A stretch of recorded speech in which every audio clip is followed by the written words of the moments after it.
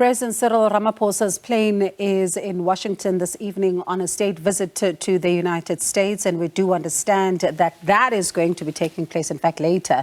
Now, he will be meeting with his counterpart, Joe Biden, with the aim to further cooperation on trade, investment, climate change, and health challenges. Let's speak to SABC's correspondent, Sherwin Bryce-Pease, for more on this one. Sherwin, there seems to be a little bit of, in fact, confusion, and we are going to be talking to Sherwin about this just to understand if the plane has, in fact, landed or is it yet to land, and what is the latest from Washington at this hour, as we do understand that this particular visit is going to be looking at, issues around food security, issues around climate change, and also, of course, the strengthening of, quite those relationships. And Sherwin was also in conversation even with Minister Naledi Pandor, as you would have seen earlier on in the program. Sherwin, we understand that the president has yet to land. What's the latest from Washington at this hour?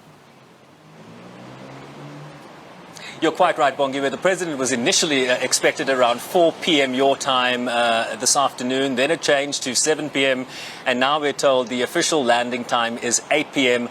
South African time. So he's due to land in about 30 minutes and then travel to the hotel behind me here in central Washington, D.C., and really begin a trip that has a great deal of significance in terms of strengthening ties between two leading democracies in the world, ties that are at times very strained.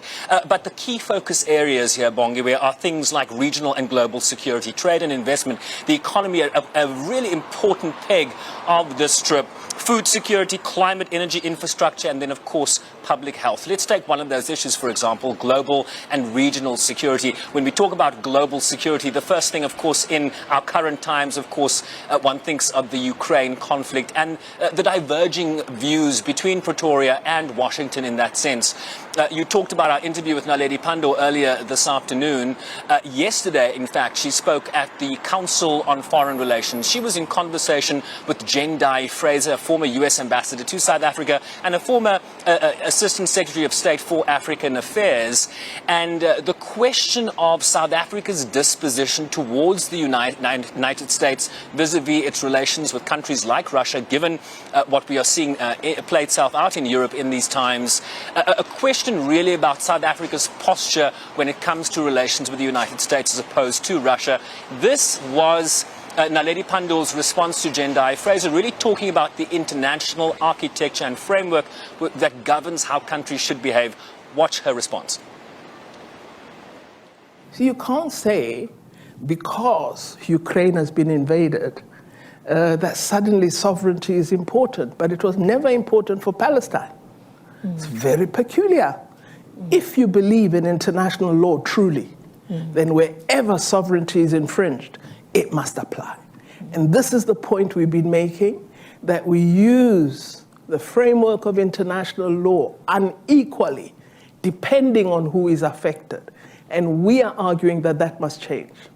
And one of the interesting changes that has occurred is the sudden movement, because Russia has invaded Ukraine, that we say, okay, let's not allow the Security Council to just have the veto and let it pass. We take it to the General Assembly. When some of us had been calling for the General Assembly to have a greater say, we never enjoyed support. But suddenly today, see, that's where international law begins to mean nothing. Because for some, we see it as a cheating, and for others, we see it as a benefit. So our argument is, let's revise the international multilateral system to ensure that we observe that post-1948 has arrived.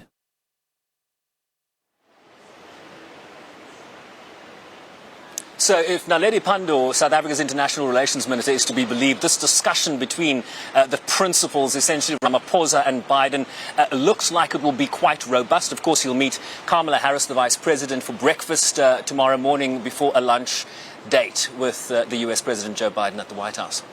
And Sherwin, let's talk about, the strong economic dimension to this particular visit. I mean, the misconception is that there is about a, tete-a-tete about the Ukraine issue, but issues of development and trade are a key peg, not so? Yeah, it's actually the central issue for South Africa, a country that is seeking to reinvigorate its growth trajectory, to deal with issues of staggering unemployment, to deal with issues of development in the main. At the United Nations, one of the first high-level meetings to kick off the high-level week next week will be an education summit, a transformative education summit, really to look at what the global community can do, Bongiwe, in terms of building back better, given what we saw play out during the lockdown, during the COVID-19 pandemic, which is still, of course, with us, and the impact it had on the ability of children and students to learn. So we're talking here about infrastructure, we're talking about bandwidth, right? The need for students to be able to go online and take classes from the comfort of their home in some instances. So the economic peg here is very, very important for a country that is struggling with an energy deficit and many other issues pertaining to this. It's something Naledi Pandor spoke to the Council on Foreign Relations yesterday. Let's listen to what she said. Watch. One of the matters that we have to address is increased black ownership of the broader economy in South Africa. Blacks tend to still be a minority within the robust areas of the economy. They don't own land, they don't own shares in businesses, so we've got to change that, because we cannot really live with a history where the majority are poor forever. So that has to change. And so this is why we're trying to introduce black economic empowerment. However, its introduction has gone wrong in some cases and gone well in others.